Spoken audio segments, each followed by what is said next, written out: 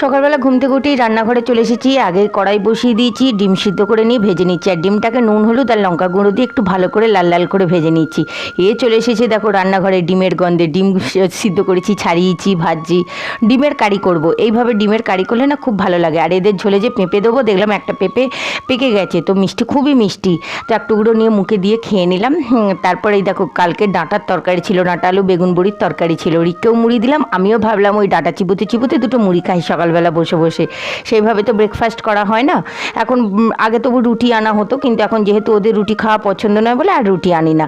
এটা কি বলো তো, ঢেঁকি শাক এই প্রথম নিয়ে এসেছে, কীভাবে রান্না করব বুঝতেই পারছি না। কি আছে, ইউটিউব তো আছে, ইউটিউব দেখে ঠিক রান্না করে নেবো। আর এটা আমার খুব ফেভারিট, নিম পাতা। নিম পাতা খেতে কিন্তু আমার ভীষণ ভালো লাগে। তারপর স্নান সেরে নিয়ে পুজোটা দিয়ে দিলাম। আমাদের খাওয়া দাওয়া কমপ্লিট হয়ে গেছে। আর এর ন্যাকামো দেখো খাটের তলায় ঢুকে বসে আছে, সেইখানে গিয়ে হাত বাড়িয়ে বাড়িয়ে খাওয়াতে হচ্ছে। আজ এইটুকুই, দেখা হচ্ছে কাল, টাটা।